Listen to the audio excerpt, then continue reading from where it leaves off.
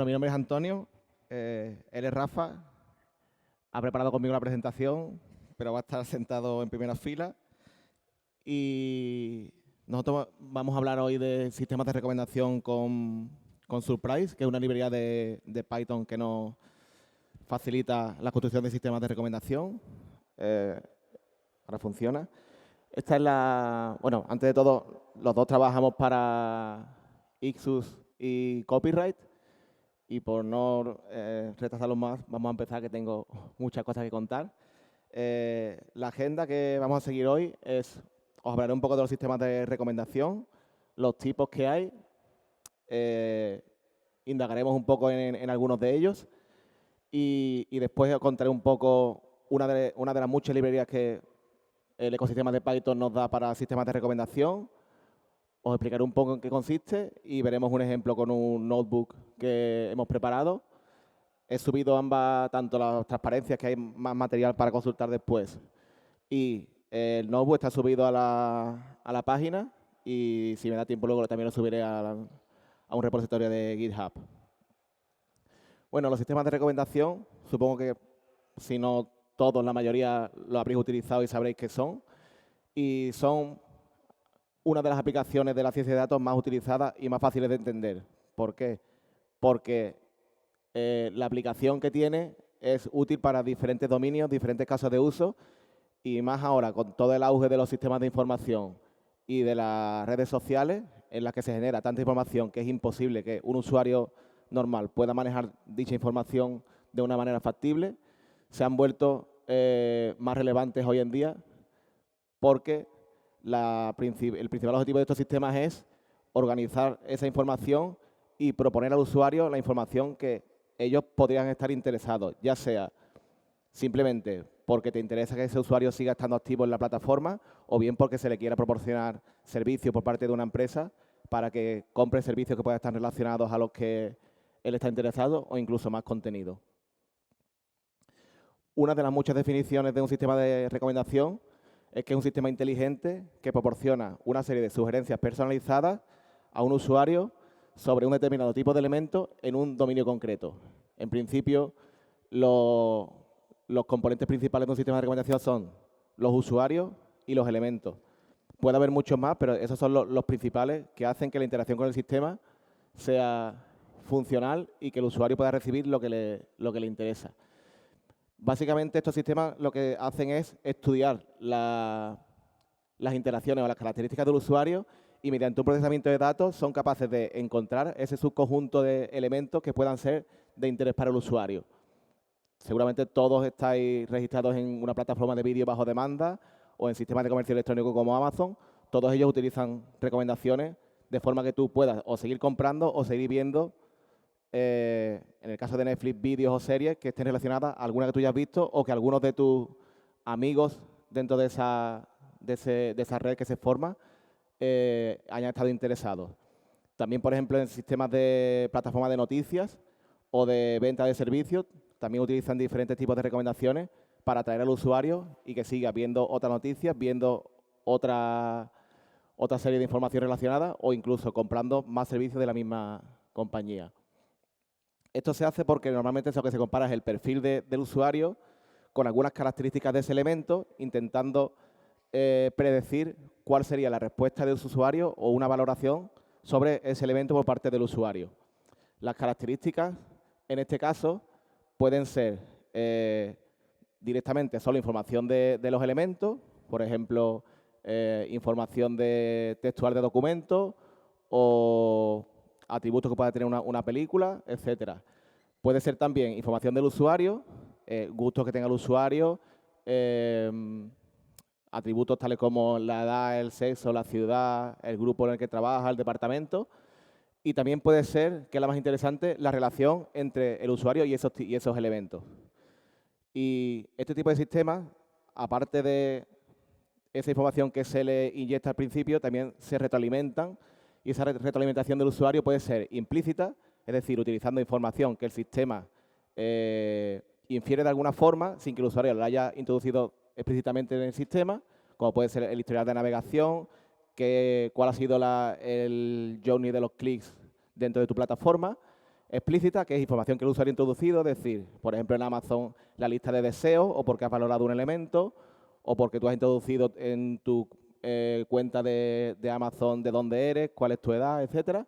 Y contextual. La contextual es la que se utiliza para enriquecer las dos anteriores porque es información de en qué momento se obtuvo esa información, de forma que se puedan generar diferentes modelos según la época del año o según los intereses del usuario. Normalmente, por ejemplo, en campañas como el Black Friday o Navidad, normalmente hacemos búsqueda o buscamos información o buscamos elementos que no hacemos durante el resto del año. Entonces, esa información podría ensuciar el perfil real del usuario durante el resto del año y para eso se utiliza ese tipo de información. Dentro de los tipos de sistemas de recomendación, para construir uno de ellos, primero hay que hacer una serie de análisis de quiénes son nuestros usuarios, cuáles son los elementos o incluso las relaciones entre ellos. Según cómo se haga eso, los sistemas se clasifican de un tipo u otro. En el caso de análisis de los elementos, es uno de los que inventó Amazon y es muy sencillo. Es decir, a mí me gusta un determinado producto, ese producto es similar a otro, pues lo más sencillo es que el sistema me recomiende ese otro elemento. En el caso de los usuarios, es similar. Es decir, yo estoy interesado en cierto producto y de alguna forma Rafa es similar a mí porque ha comprado productos similares o porque trabajamos en la misma ciudad, en el mismo grupo. Entonces el sistema a él le recomendará el mismo producto en el que yo compré o estuve interesado. Esta es una de las muchas clasificaciones de sistemas de recomendación. Hay muchas otras, se pueden descomponer mucho más, pero esta es la básica y general y la que encontraréis en muchos sitios.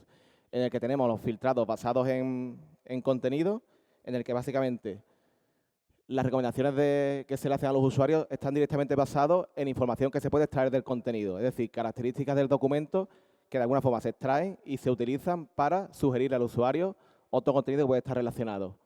El filtrado colaborativo, que este es el que veremos después con la librería Surprise, que es el que da un soporte completo, en el que en este caso lo que se estudia y se intenta sacar un modelo es a través de las relaciones de interacción entre los usuarios y los elementos. De este tipo hay dos, si se va a utilizar la similitud entre usuarios, como hemos visto antes, o la similitud entre elementos.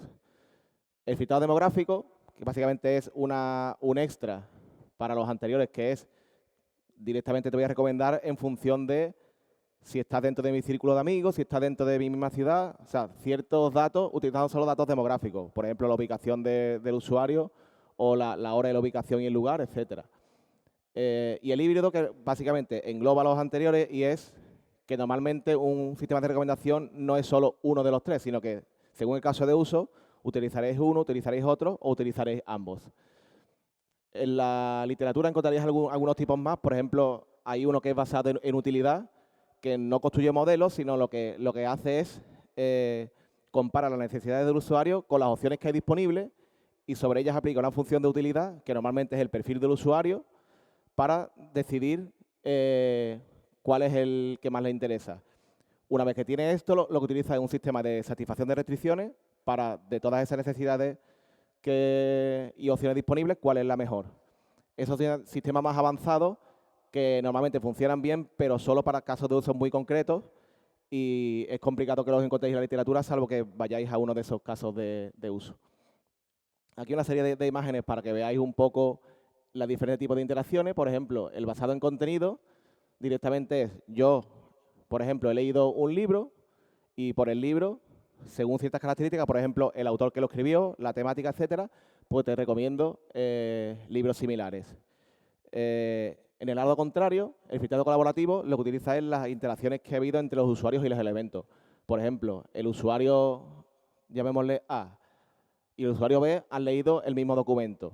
Aparte, el usuario A ha leído otro documento y como el sistema ha detectado, como ahora después veremos, que esos usuarios son similares, al usuario B le recomendará el libro o documento que ha leído el usuario A y que el usuario B todavía no ha leído. Como hemos visto hace un momento, los filtrados basados en contenidos, lo que se utiliza es el conocimiento que nosotros como desarrolladores o el sistema tiene sobre los elementos, que el usuario directamente de alguna forma ha jerarquizado. ¿Qué queremos decir con jerarquizar? En este caso es que lo ha visto, que lo ha valorado, que lo ha seleccionado de alguna manera como que le interesa, etcétera. Estos tipos de recomendaciones están muy extendidas en los sistemas de recuperación de información y motores de búsqueda, como pueden ser Solar o Elasticsearch, en el que proporcionan una característica que se llama More Like This, que directamente se basa en la suposición de dame información que es similar a otra que yo ya he visto o que acabo de consultar. Una de las ventajas que tiene este tipo de sistema es que los documentos se definen en función de sus atributos y esos atributos se definen en función de ciertas métricas o ciertos algoritmos que se apliquen sobre ellos. Por ejemplo, puede estar definido porque al introducir los datos directamente decimos que la película tiene un género, un año, director, actores, o porque apliquemos técnicas de procesamiento de lenguaje natural para extraer características, por ejemplo, de las partes de la oración, o técnicas de enriquecimiento semántico en el que extraemos entidades y lo utilizamos como información contextual para hacer la búsqueda. Y YouTube es un ejemplo de esto. Aparte de que también se basa en las interacciones de los usuarios y los vídeos, principalmente utiliza la información contextual de los vídeos y de las personas o entidades que aparecen en los vídeos para recomendar contenido similar. Esto es para que veáis un poco una arquitectura de alto nivel de estos sistemas de recomendación donde tenemos un analizador de contenido que es capaz de extraer esas características y después los perfiles, y después tenemos un componente que se dedica a aprender esos perfiles y después básicamente el componente de filtrado que es el que recomienda. En este caso, el motor de búsqueda, ya sea Solar o Elasticsearch, sería el componente de filtrado y el analizador de contenido sería el propio indexador que es capaz de analizar ese contenido con las características que proporciona. Ahora, las ventajas, pues que en principio, si los elementos están definidos y tienen atributos ya desde el inicio, evitamos el problema del arranque en frío. El arranque en frío es el problema en el que, como no tenemos datos, no podemos recomendar información porque directamente no la tenemos. Otra de las ventajas es que al estar los documentos representados según los atributos, según la técnica utilizada para extraer esos atributos, abrimos vías a diferentes enfoques de recomendación, basado en información de texto solo, basado en información de la oración, basado en información semántica, etcétera. Y la principal es que son sistemas transparentes, es decir, las recomendaciones directamente se pueden explicar con los datos. No tendríamos que irnos al grafo de interacciones para ver eso. Por contra, las desventajas sufren de sobreespecialización, es decir, documentos que tengan características similares normalmente suelen estar en el mismo dominio.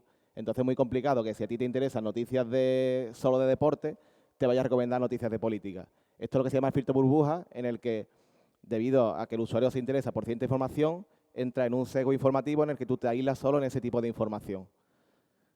Y normalmente suelen ser menos precisos que los colaborativos porque no tienen esa información adicional de las interacciones de los usuarios. Los filtrados colaborativos, por contra, utilizan las preferencias históricas de los usuarios para formar ese modelo de forma que pueda recomendar información de interés. La suposición principal es que usuarios que coincidieron en gustos en el pasado normalmente también suelen coincidir en el futuro.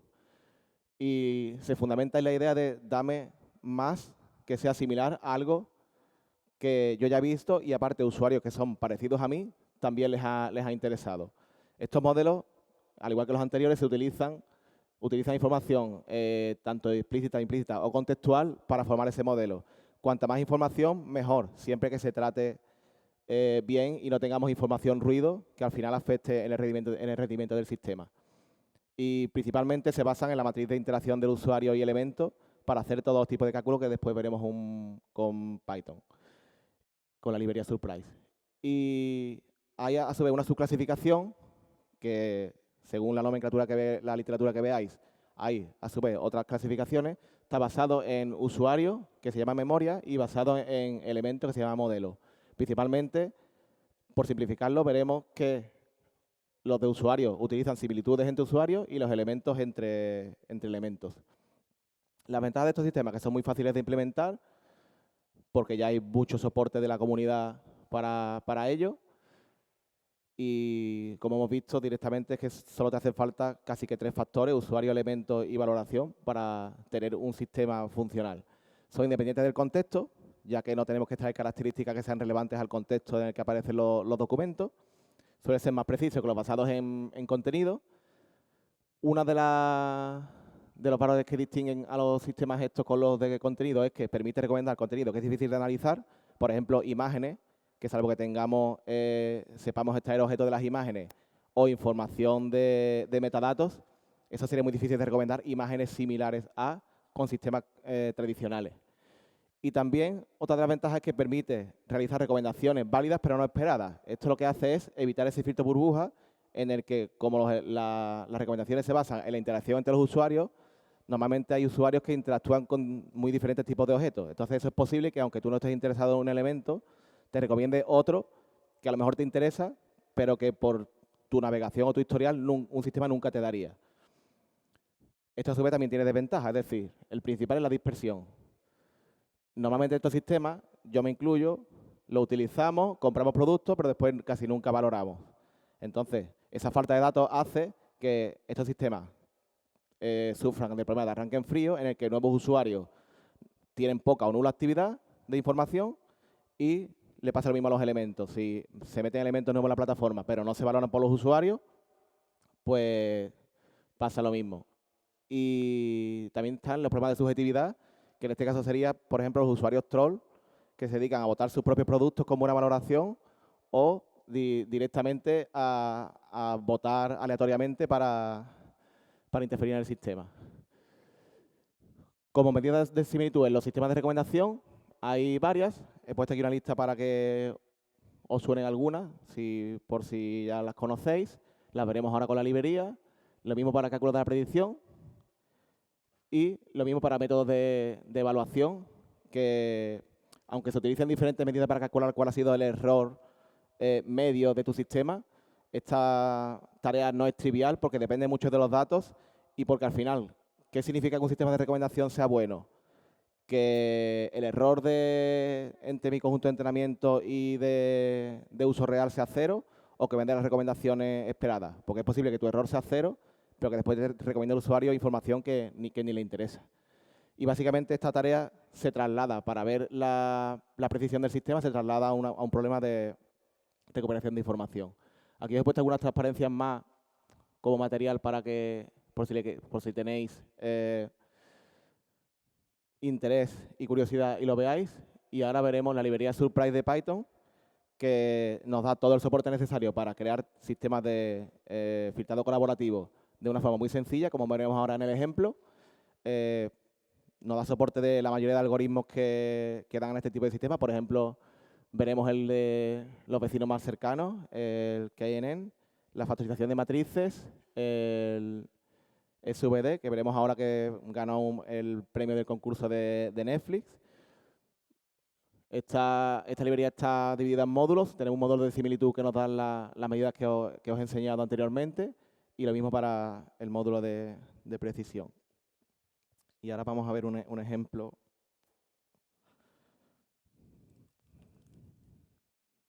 de la librería. ¿Se ve bien la letra o lo pongo un poquito más grande? Vale. Pues como dije antes, este notebook lo he subido también al horario de las charlas, y lo subiré a un repositorio GitHub. Aquí básicamente os explico lo mismo que os he contado, y lo primero que hemos hecho ha sido un análisis exploratorio de datos. La librería ya te proporciona ciertos datasets incorporados. Para este ejemplo utilizaremos MovieLens, que son valoraciones de usuarios sobre películas, y usaremos el de 100K, que son 100.000 valoraciones. Lo primero que hemos hecho ha sido utilizar la librería Pandas. Esto es un poco por contextualizar, para ver cómo son las distribuciones de esas valoraciones, porque si tu dataset está muy sesgado a un lado o a otro, quiere decir que es muy complicado que te recomiende bien. Entonces aquí vemos que más o menos tenemos un montón, hay casi 100.000 valoraciones, pues que no hay muchas en 4 y 5 y pocas en 1 y 2, sino que más o menos podríamos decir que el sistema está balanceado. Y aquí, en esta gráfica, os muestro cuántas valoraciones ha recibido cada película. Lo he dejado en 50. Esta barra quiere decir que hay 601 películas con 50 o más valoraciones. Eso quiere decir que la mayoría de películas han recibido muchas valoraciones, por tanto tenemos información suficiente para que el sistema entrene y funcione correctamente. Aquí, para que veáis, por ejemplo, algunos de los datos, la película con identificador 50, ahora mismo no sé cuál es, lo podemos ver, ha recibido 582 valoraciones de diferentes usuarios. Y en total tenemos 1.682 películas en este conjunto de datos. Hemos hecho lo mismo con los usuarios y vemos que la mayoría de usuarios son activos, es decir, de 942 usuarios que hay en este conjunto de datos, 567 han dado 50 o más valoraciones. Eso quiere decir que la mayoría de usuarios del sistema son activos y, por tanto, podríamos decir que este conjunto de datos es bueno para alimentar un sistema de recomendación.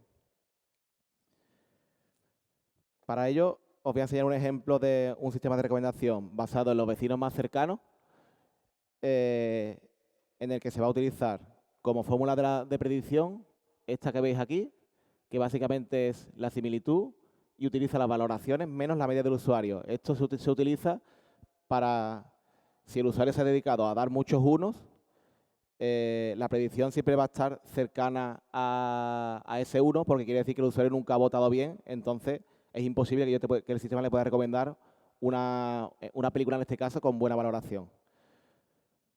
Como medida de similitud utilizaremos Pearson. Ahora veréis que utilizar esta medida de similitud simplemente es configurar el algoritmo. Esto ya lo he ejecutado para no perder tiempo. Entonces, aquí se hacen todos los imports de surprise. Si os fijáis, lo que estoy importando es la clase dataset para poder cargar ese modelo, el algoritmo que voy a utilizar, la precisión y una función de utilidad que me permite dividir el conjunto de datos entre entrenamiento y test para ver cómo entrena y cómo se comporta ese conjunto de datos a la hora de probar las predicciones que ha calculado. Este trozo de código lo que hace es parsear las películas para tener un mapa de identificador de película, nombre y al revés, de forma que ahora en los siguientes ejemplos podamos decir te voy a recomendar esta película y no te voy a recomendar este número, que en realidad no tenemos ni por qué saberlo. Utilizando Surprise, el crear un algoritmo de filtrado colaborativo utilizando los vecinos más cercanos es tan fácil como escribir esta línea, que es el nombre del algoritmo, el número de vecinos que queremos utilizar y las funciones de similitud. Básicamente es cuáles de la medida de similitud que soporta voy a utilizar y si está basado en usuario o en elemento. Si aquí pusiéramos false, veríamos el siguiente ejemplo que os enseñaré a continuación, que el algoritmo te recomendará en función de elementos similares y no entre usuarios similares. Todos los algoritmos de la librería Surprise funcionan igual. Tienen un método fit, que es el que se utiliza para entrenar el modelo, y después tienen un método predict, que se utiliza para predecir las recomendaciones. Entonces da igual qué algoritmo uses, que la interfaz, el contrato que tienen es el mismo. Entonces, visto uno, quitando los parámetros de entrada, son todos igual. Aquí, por ejemplo, cuando ya lo entreno a este algoritmo, veis que aquí te dice, lo he puesto en modo verbose para que muestre información, ha utilizado la matriz de similitud de Pearson y, en principio, a partir de aquí ya tenemos entrenado nuestro modelo. Entonces, ahora vamos a probar el modelo, es decir, dado el usuario 196, en este caso la información de usuarios lo único que tiene es la ocupación, no aparece nombre, no aparece nada porque es información sensible que no te van a dar. Y dada la película 302, que es LA Confidential, que ahora cuando lo ejecutemos lo veremos, voy a decirle al sistema que intente predecirme cuál va a ser la valoración que el sistema le daría a esa película para ese usuario, sabiendo que el usuario en realidad le daría un 4. Esto es porque este valor aparece en el conjunto de datos y después es útil para comparar la valoración real con la estimada para calcular el error del sistema. En este caso, la recomendación que el sistema le daría, o la predicción que el sistema daría para esa película, para ese usuario es 4,24, que podemos ver que es cercano al 4 real que sabemos que ese usuario hubiera dado a esa película. Esto es solo un ejemplo de cómo dar una recomendación única, pero esto normalmente no es útil en un sistema real. Lo normal es que tú le muestres varias recomendaciones y que el usuario no tiene por qué irse a la primera, puede irse a una que sea posterior. Entonces, para ello lo que vamos a hacer es construir todas aquellas valoraciones que el sistema no conoce. Es decir, voy a construir el conjunto contrario al conjunto de entrenamiento o el conjunto de datos. En este caso, hay una función que se llama build antitest set. El nombre no es muy semántico, muy significativo. Básicamente esto es, si el usuario 1 ha dado valoraciones para el ítem 1, 2 y 3 y tengo 10, pues este conjunto va a crear el usuario 1, ítem 5, 6, 7, 8, 9 y 10. Es decir, los que no ha dado valoración. Y sobre ellos vamos a ejecutar la función anterior de predecir para ver lo que nos daría. En este caso, para predecir es una única instancia. Si queremos mandarle diferentes interacciones y ver cuál sería la valoración, utilizamos la función test, en la que básicamente se le pasa una lista, un array de esa tupla usuario elemento no visto. Una vez que tenemos las predicciones, lo que hemos hecho aquí es agrupar las predicciones por usuario y quedarnos con las X primeras, con las 10 primeras en este caso. Y ahora después lo que cojo es el usuario que hemos visto antes y le voy a decir, oye, ¿cuáles son las 10 películas que el sistema recomendaría a ese usuario? Y en este caso vemos que las películas que recomendarían serían Le Boys, Nanette et Bonnie, Tough and Deadly, con valoración 5, etcétera. Esto de por sí no nos dice nada, pero viendo el perfil del usuario, vemos que el usuario, las películas que suele votar son ese usuario en concreto son de drama americano. Entonces le está recomendando películas de drama americano que no ha visto todavía.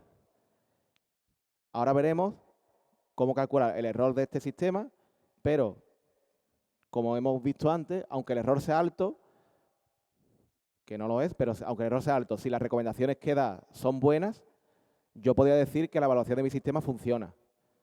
Porque al final, el valor de, por ejemplo, el error cuadrático medio que se calcula sobre el sistema es un dato que sirve al desarrollador para saber si el sistema más o menos funciona bien o mal.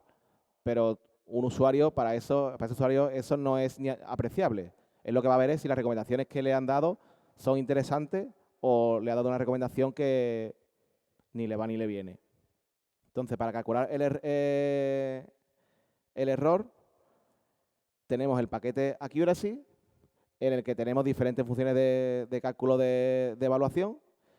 Y como hemos visto antes, vamos a ver cuál es el error cuadrático medio, la raíz del error cuadrático medio de las recomendaciones. En este caso, utilizamos el conjunto de test, que tenemos la valoración real, y vamos a ver cuál es la diferencia entre la valoración real que se dio en el conjunto versus la valoración que el sistema está prediciendo de los datos. Y en este caso tenemos un error de 0.93. Una cosa que hay que tener clara es que ese error depende de la escala de valores. Entonces, nuestro valor va de entre 1 y 5, el error podemos decir que es pequeño. Normalmente, solo con este dato no sabemos si el sistema funciona bien o mal. Lo que se suele hacer es comparar el error, el mismo tipo de error, entre el conjunto de datos y el conjunto de entrenamiento. Y de ahí intentar sacar una conclusión. En principio, si el error es el error en el conjunto de pruebas es muy alto, quiere decir que el sistema sufre de sobreespecialización, es decir, funciona muy bien en los datos de entrenamiento, pero no muy bien sobre otro conjunto de datos. Y por contra, si es lo contrario, si es mucho más bajo que el conjunto de entrenamiento, es decir, sufre de underfitting, de subespecialización, es decir, no tiene suficientes datos como para poder predecir un valor bueno. Ya te digo, estos al final son medidas que no tienen por qué suponer o ser el santo grial de como el error es bajo, el sistema funciona bien. Al final esto hay que hacer mucha experimentación, probarlo con usuarios reales y ver si de verdad las recomendaciones que da son útiles para esos usuarios. Si son útiles, el sistema funciona bien, aunque el error pueda ser alto o que el desarrollador considere alto. Otro tipo de sistema que es basado en elementos es, igual que hemos visto anteriormente, el único cambio es que a la hora de generar la instancia del algoritmo, le pasamos el parámetro userbase_false. Esto básicamente lo que hace es invertir la matriz de interacción de usuarios y elementos, tomando las filas como columnas y viceversa, y aplica el mismo algoritmo. Por tanto, utilizaremos la función fit para entrenar, la función test para predecir y la función del RMS, del error cuadrático medio, sobre el paquete de accuracy para calcular el error.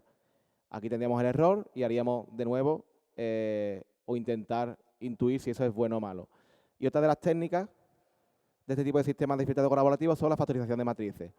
Estas al final son digamos que son mejores que las anteriores porque utilizan técnicas matemáticas para descomponer esa matriz de interacción y, por tanto, de alguna forma pueden inferir información que no está explícitamente disponible para el sistema, utilizando algoritmos de filtrado colaborativo basado directamente en la interacción. Vamos a utilizar el Singular Value Decomposition, que es una de las técnicas que se hicieron populares porque Netflix daba $1 millón en una de sus competiciones a aquel desarrollador o grupo que pudiera mejorar la predicción de su algoritmo, la precisión, en un 10%. Hubo 2 equipos que lo consiguieron y Netflix decidió darle el $1 millón a uno de ellos simplemente porque mandaron el algoritmo 20 minutos antes que el otro.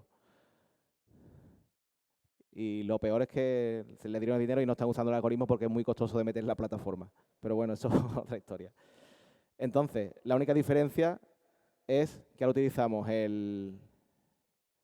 la clase SVD con sus parámetros de entrada y después utilizaríamos lo mismo, el método fit para entrenar, el método test para predecir y el método para calcular la precisión. ¿Esto qué es? Y al final aquí tenéis una salida parecida a las anteriores. Normalmente esto de aquí no es conocido y son parámetros de entrada que tenemos que tunear un poco para ir calculando, ir viendo cómo de bueno o malo es nuestro algoritmo. Para ello, Surprise también nos da soporte con una clase que se llama Grid Search Cross Validation, que lo que hace es, tú le pasas todas las posibles combinaciones de esos parámetros y él te va a calcular sobre el conjunto de datos y sobre el algoritmo que tú le digas esa medida que hemos visto anteriormente y te va a dar una instancia de la mejor combinación de ese algoritmo. En este caso, tenemos diferentes parámetros de configuración, ejecutamos esta clase, que como veis, de nuevo, utiliza el método fit para encajar esos datos. Y aquí vemos que ha utilizado la validación cruzada y vemos que la mejor combinación de parámetros es 10, 0,05 para el parámetro de aprendizaje y 0,4 para el parámetro de regularización, que es el segundo de aquí, el segundo de aquí y el primero de aquí. Sobre ello directamente le podríamos decir, basado en la medida del error cuadrático medio o el error absoluto, aquí vemos los diferentes errores que ha habido en las diferentes iteraciones y le podemos decir, pues dame una instancia de ese algoritmo con esos parámetros en función de, por ejemplo, el error cuadrático medio. Te da un estimador con eso, que básicamente es una instancia del algoritmo y la podríamos aquí directamente utilizar para, lo tengo comentado para no hacerlo, pero lo podríamos hacer para entrenar ese algoritmo sabiendo que esos parámetros de entrada o de configuración son los mejores en función de los datos que se le han proporcionado. De forma que tú de alguna forma no tienes por qué saber los parámetros exactos, sino que puedes darle unos rangos de valores y dejar que el sistema funcione por sí solo. Ya te digo, os he subido el notebook y podéis verlo y jugar con él un poco para que lo veáis en funcionamiento. Y por terminar, unas conclusiones que, por poner algunas, podríamos poner muchas más, pero principalmente hoy en día, en el que tenemos acceso a una sobrecarga de información brutal, estos sistemas están muy en auge, entonces están muy presentes en la mayoría de sistemas, principalmente para ayudar al usuario, ya que nosotros mismos no podemos gestionar toda la información y muchas veces nos guiamos en recomendaciones. Esto que te puede interesar de Twitter, no sé quién amigo de Facebook se ha interesado en tal, más que directamente nosotros buscar esa información. Y como mejoras, os habrán surgido muchas mejoras. Esto es un campo de investigación antiguo, pero aún así sigue habiendo muchas mejoras y muchos casos de uso de dominio en el que se puede aplicar. Y por nombrar algunas, por ejemplo, podemos mejorar la seguridad de las valoraciones, es decir, que no nos metan valoraciones que sean ruido para el sistema. Por ejemplo, como hemos visto antes, los usuarios troll.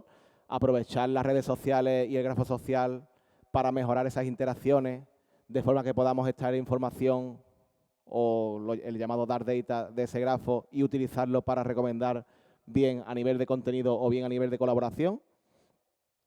Y el último, que es ser capaces de crear sistemas de recomendación proactivos, es en el que están trabajando más las empresas. Y, por ejemplo, veis que Netflix, la primera vez, cuando entréis, aunque no hayáis visto nada, intenta recomendarte lo que la mayoría de usuarios está viendo, porque son tendencias, no solo por la interacción, sino porque en este momento son tendencias por información contextual, que es la época en la que ha salido la serie, o porque le estén dando una promoción en una campaña. Y en principio creo que aquí os he puesto alguna referencia, y si tenéis preguntas...